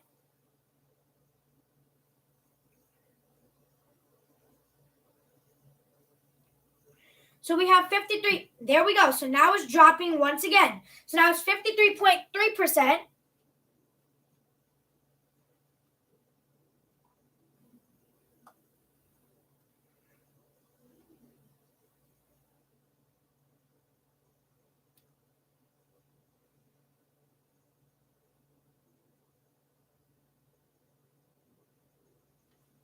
Okay, so now it's 53.3%. So as I just changed it, now it's back to 53.3%. So here we go. 50, let's erase the 53.4 and now put 53.3%. Once again, every time I do it, it just changes right back. Great. So now it's 53.4% once again, and now it's 24 million. So here we go. It is now catching up. So now it's 24 million votes in for the popular vote, and now for the Democrats, it's 45.1 still, but now it is 45.0. I'm lying. So now it's 45.0, and now there are 20 million. So compared, now there are 20 million Democratic votes. I keep clicking here. Now there are 20 million. So it is catching up. It's still 24 million, but both parties are gaining. So now there is 39% precincts in. So now we have 39% precincts in. So it remains the same. So here we go. This is how it's working. This is the popular vote as of right now for the time of 10:07. So the Republicans at 53.4%, that's equaling to 24 million. And the Democrats are at 45.0%, that's equaling to 20 million. So we can see here at this point right now, let me go in a moderate color. The Republicans are still on track to win the House of Representatives. So this would mean the Republicans equal the majority. But the Democrats can make a comeback. They need to gain 4 million votes to make a comeback here. So we're watching it as it comes out eye to eye. But let's see as we make more projections. Hopefully it catches up. If it catches up, because as the more it catches up, the more the results will come in. So every time a result comes in, this number will go up. Maybe by 3 million, maybe by 1 million, maybe by 20,000 votes. It'll still go up. So that's it for the whiteboard, but thank you for joining us for the whiteboard.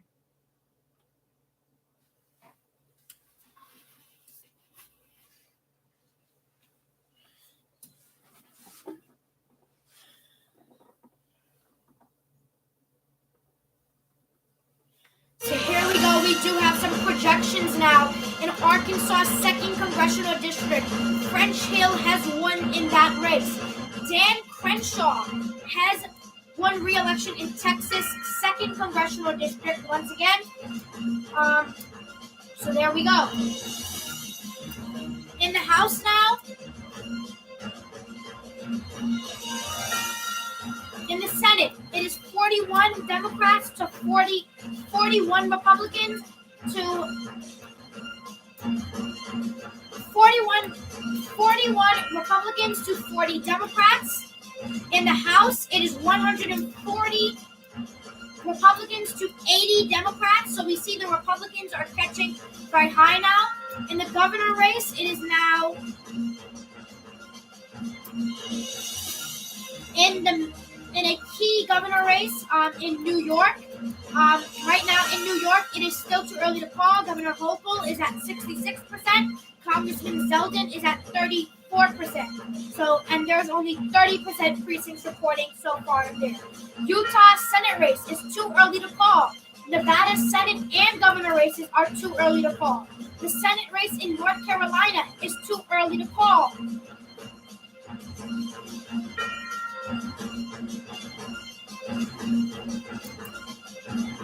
So here we go. Let's talk about these ballot measures here.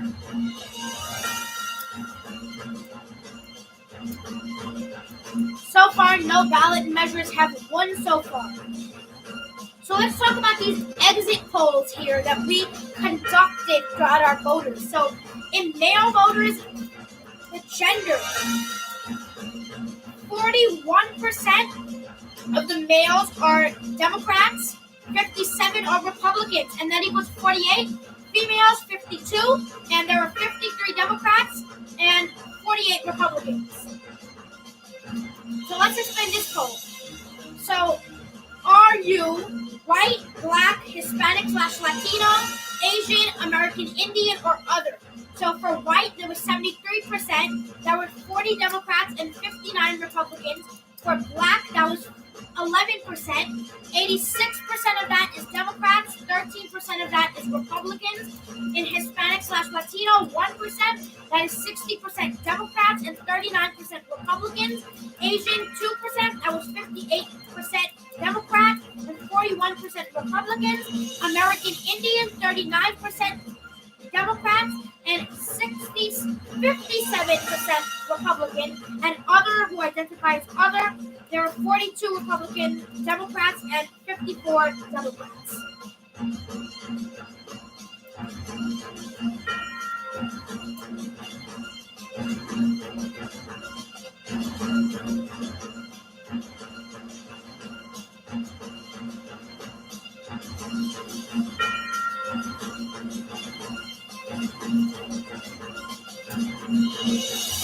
Well, there we go.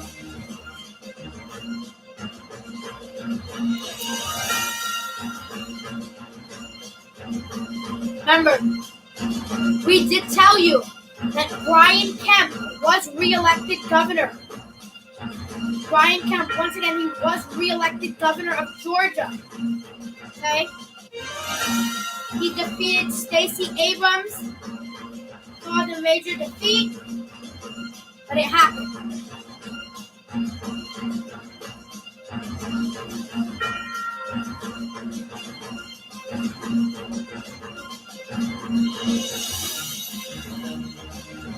We're trying to see here the results that have came in.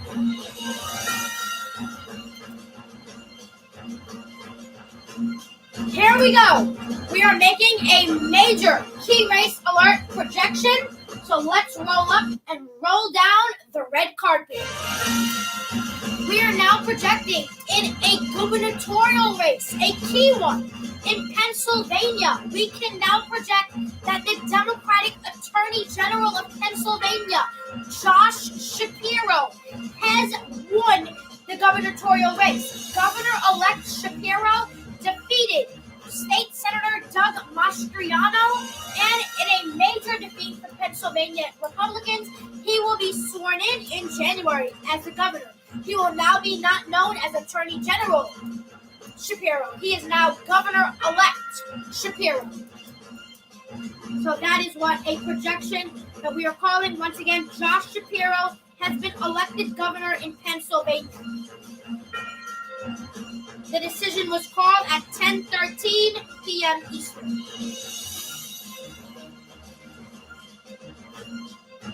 So once again, Doug Mastriano has lost. The Republican has lost Doug Mastriano to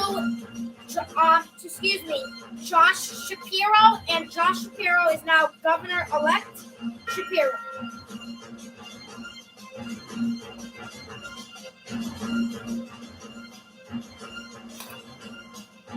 But in the race for Pennsylvania Senate, John Fetterman is at 51.3%, and Dr. Oz is at 46.2%. So we're still in that race. As I said, Pennsylvania, though, we have called that race. In the gubernatorial race, we have called it for Josh Shapiro.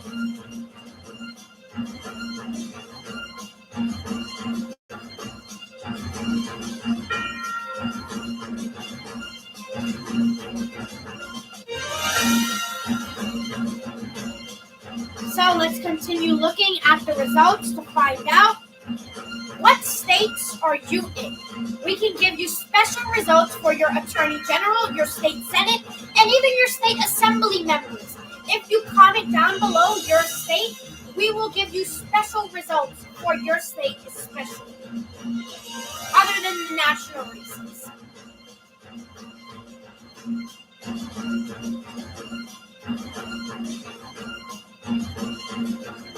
Here we go.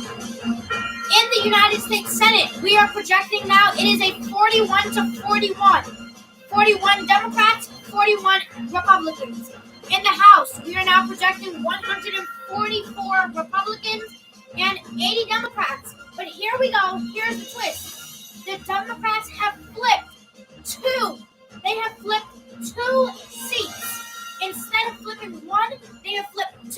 now they have 80 seats. So it is now 145 GOP seats to 80 Democratic seats. We still have races unfold that we're still closely watching here for governor, especially for New York governor. We are closely looking at that race. For New York governor, it is still too early, too close, and too early to call for both of them. It is too early to call. Governor Kathy Hochul is at 66.8%, while Congressman Lee Zeldin is at 34.2%. It is all happening. Now, let's talk about President Donald Trump. Now, in Georgia can be advancing to a Senate runoff. Now, President Trump has stated that he will be making a major announcement at Mar-a-Lago in Palm Beach next Tuesday on November 15th. It is expected to be his campaign announcement. He will be running for president in 2024. It is expected to be that. But if it is not, what else could it be? If he announces that, a poll shows that he will hurt Herschel Walker's chance of becoming a senator by 87%. There we go. It is dominating. If Donald Trump were to announce his run next Tuesday, a week from today, he would hurt Herschel Walker's campaign if there were to be a runoff by 82%. Why is it so big? What is happening across America, and what is causing Donald Trump to hurt this much? It is because simply Republicans that are not going to be voting. You remember, Georgia was that state that was one of those key factors for President Biden winning in 2020. And they will probably likely not be happy with this, and they will take it out on the Republican candidate on the ballot. There will not be two Republicans. There will be one, and his name is Herschel Walker. And we are awaiting results for that race right now. So remember, there are 41 Democrats, 41 GOPs. 0 gains have happened so far.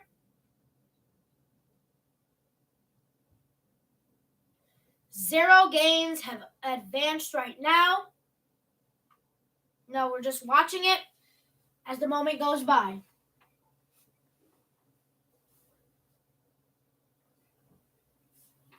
And, as we're going to be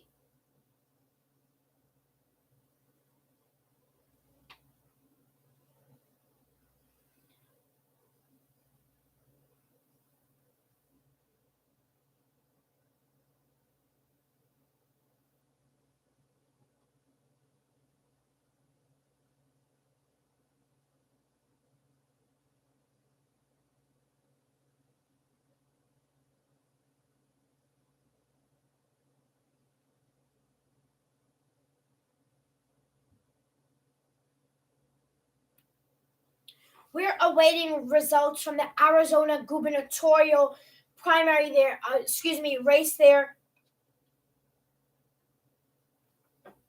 As we know, it is Carrie Lake versus Katie Hobbs there.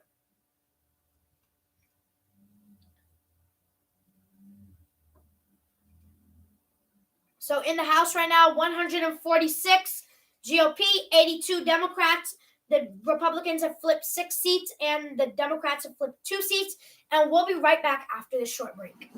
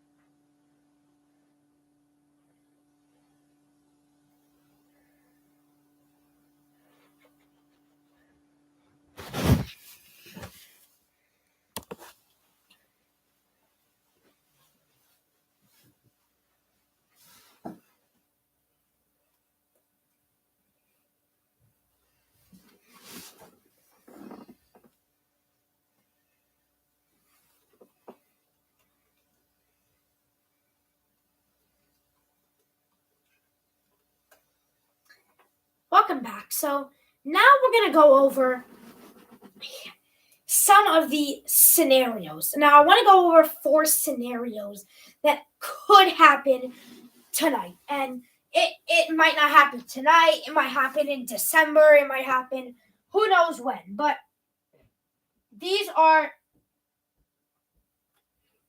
scenarios that I want to talk about at this point. So these are 4 scenarios that could happen. So these are some scenarios that could happen tonight. So the first one is the GOP wins a narrow majority. And remember, leader Kevin McCarthy said he wants to gain at least 20 seats. That would be a good majority for him. 20 seats. Right now, they only gained 6. So if they have 6, that is probably considered bad for him. This would be really good if it were to happen for him. But right now, they're only at that. So they need to work with what they have. Because right now, they're on track of winning the United States House of Representatives if they continue what they're doing. But now, here's the next scenario that could happen. Oh, excuse me. They could be like 225. That is what scientists are predicting. Here is the next scenario that we typed. GOP wins a healthy majority. Now again, remember, they have 6 right now, 6 gains at this moment, and they have to work with what they have. They want 20 seats, or maybe even more. This would be a healthy majority, 20 seats. This would be like, oh, we won, I guess. This is how the Democrats felt. Because you remember, in 2018, the Democrats needed to gain, I think it was about 38, I want to say, maybe 38. But they gained several seats. So that was a healthy majority for them. This was a healthy majority for the Democrats in 2018. But this is like, oh, I won. That's like a 2020 Democratic majority. That's a year when there's a presidential. You're going to hold on to it, but you're not going to really hold on to it. This is a real healthy majority. This is that you can get anything what you want passed. So if a Republican here doesn't like that, they can still pass it because there are 20 new members, right? There will be a lot. And it could even be 237 to 228. That would be unhealthy.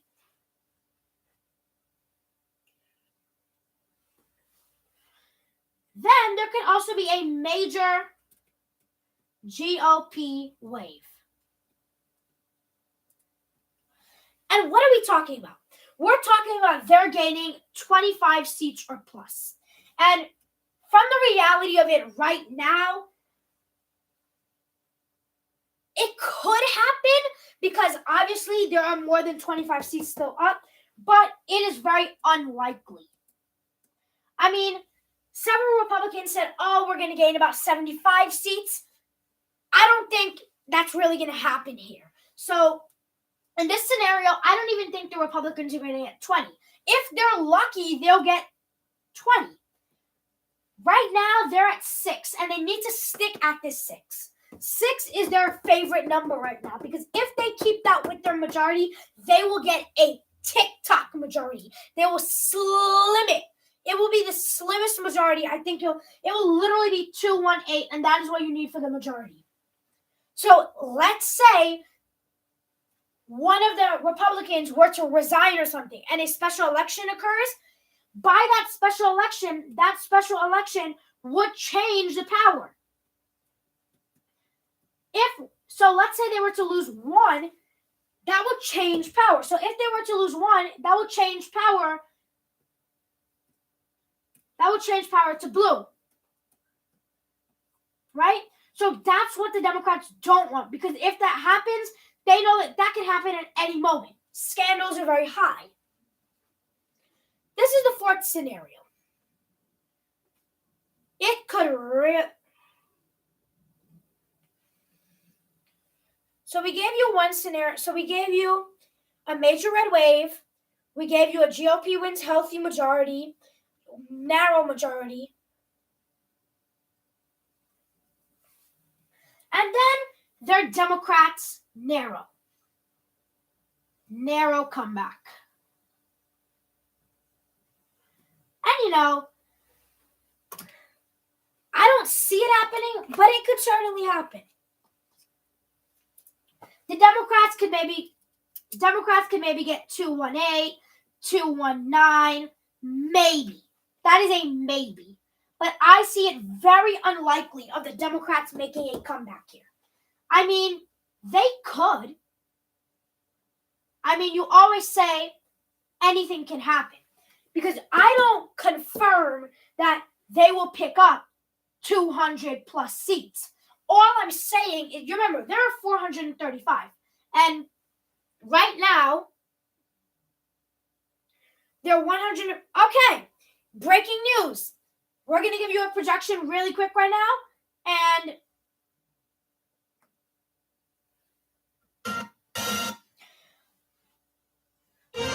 the U.S. House now stands at 153 Republicans and 86 Democrats. Once again, the U.S. House now stands at 153 Republicans and 86 Democrats. The Democrats have flipped 2 Republican seats to Democrat, and the Republicans have flipped 7 Republican seats, Democratic seats to Republicans. So there we go, breaking news. So now they have 7 seats. So now this is the scenario that I could see happening. Now it's like, okay, if 2 people are out now we're going to lose control. The Republicans need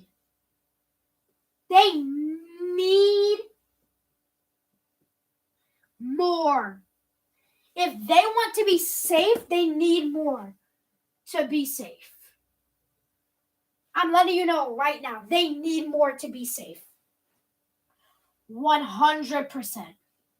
Because if they do not get more, excuse me, I could see them at risk of losing this election. And it's very low odds because, well, they started off winning the popular vote. So how are they expected to lose now? Right? Don't really make sense. So I believe that everybody has just called the Texas race now. We've already called it.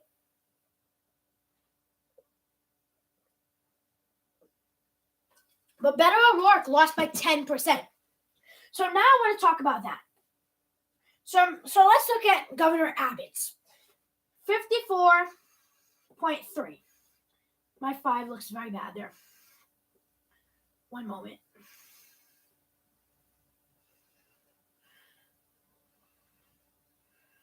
Okay. 54.3 and to 44.5. So this was a lose. This was the win, right? Bingo! So, how did such an unpopular... So, you remember, this candidate won. And this candidate lost. So, how did this candidate lose 2 midterms in a row for the same state? And polls show it, but they don't like to believe the polls.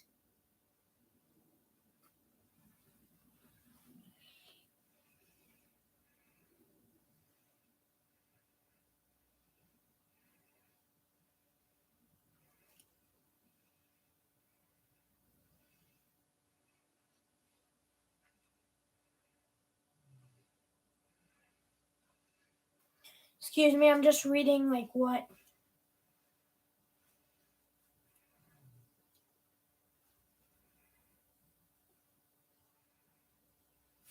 Okay, we have a major projection right now, and instead of me doing it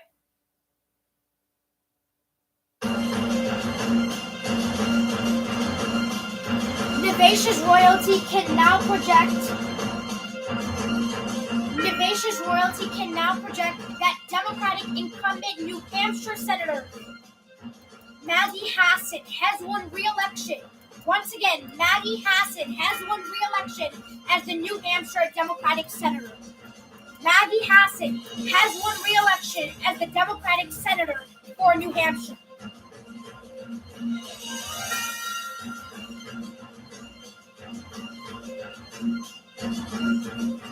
It's breaking news, but Maggie Hassan, we called it at 10:30. Maggie Hassan will be re-elected to another term as the U.S. Senator for New Hampshire. And as we are closing at 10:32, I want to thank you so much for joining us on this election coverage night in America. Thank you for choosing us for Election Night in America coverage. Please join me tomorrow at 2:30 p.m. on the Eastern Time Zone. Please join me at 2:30 on the Eastern Time Zone as I deliver an Election Night in America Part 3, meaning I will discuss all the races that are happening and that will be called overnight at 2:30 p.m. tomorrow. On this channel, check it, 2:30 p.m. tomorrow, 2:30 p.m. Navesh Royalty. Please subscribe, hit the notification bell. I want to thank you for joining us once again and enjoy the rest of your election night.